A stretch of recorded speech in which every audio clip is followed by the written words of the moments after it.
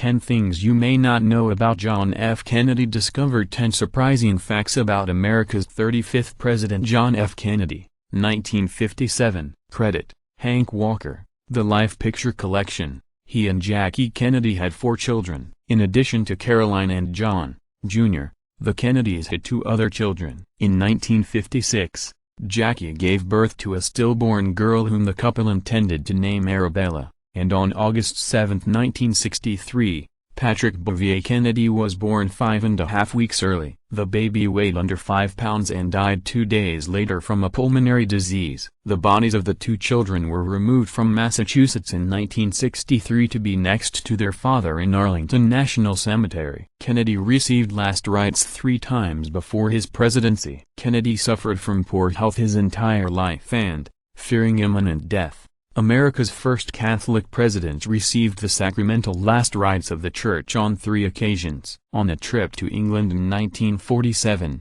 Kennedy fell ill and was given perhaps a year to live after being diagnosed with Addison's disease, a rare disorder of the adrenal glands. Returning to America aboard the Queen Mary, Kennedy was so ill that a priest was summoned to administer last rites. He received the sacrament again in 1951 after suffering from an extremely high fever while traveling in Asia, and in 1954 after he slipped into a coma from an infection after surgery to address his chronic back problems. The Army medically disqualified Kennedy from service. In the months before the United States entered World War II, Kennedy attempted to enlist in the military, but his intestinal and back problems caused him to fail the physical examinations for both the Army's and Navy's officer candidate schools. Using his father's connections, however, the future president was admitted to the Navy in October 1941. As a commanding officer of PT 109, he became a wartime hero after helping his crewmates survive the gunboat's 1943 sinking. He won a Pulitzer Prize. Kennedy authored his first book,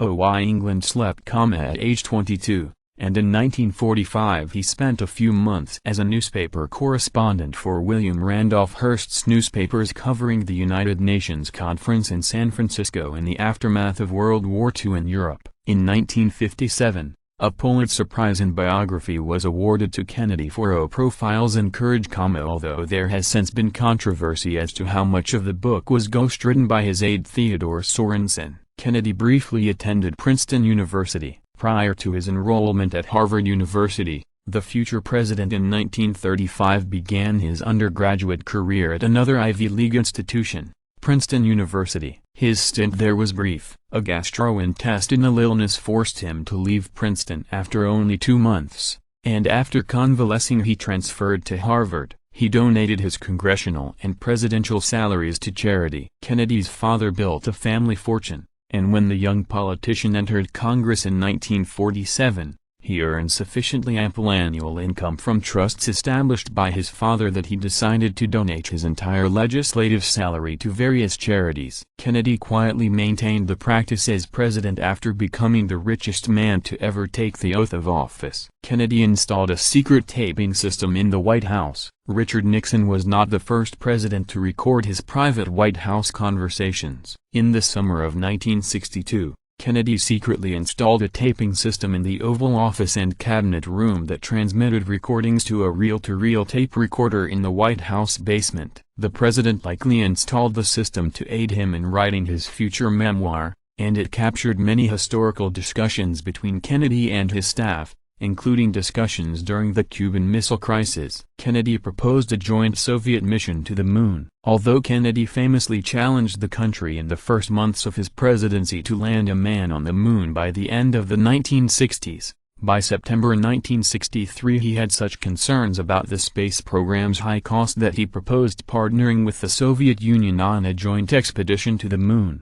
Oh, why, he asked in an address to the United Nations General Assembly, shall man's first flight to the moon be a matter of national competition? Why should the United States and the Soviet Union, in preparing for such expeditions, become involved in immense duplications of research, construction and expenditure? There were rumors that he considered dropping Lyndon Johnson from the 1964 ticket. With more than a year before the 1964 presidential election, Rumors swirled that Kennedy was considering replacing Johnson as his running mate with Florida Senator George Smathers, North Carolina Governor Terry Sanford, or another Democrat. Kennedy's secretary, Evelyn Lincoln, wrote in her 1968 memoir that the president mentioned a possible switch to her 3 days before his death, and hours before the assassination. The November 22, 1963, edition of the Dallas Morning News printed an interview with Nixon, who was in the city on business, with the headline, "Oh, Nixon predicts JFK may drop Johnson." Kennedy feared running for re-election against Mitt Romney's father. When evaluating prospective Republican candidates for the 1964 presidential campaign, Kennedy welcomed the prospect of running against Arizona Senator Barry Goldwater, who ultimately received his party's nomination, but he was concerned about the prospects of facing more moderate Michigan Governor George Romney, father of the 2012 Republican presidential nominee. "Oh, the one fellow I don't want to run against is Romney. That guy could be tough," he privately confided to a friend in 1963. Access hundreds of hours of historical video, commercial-free, with History Vault. Start your free trial today.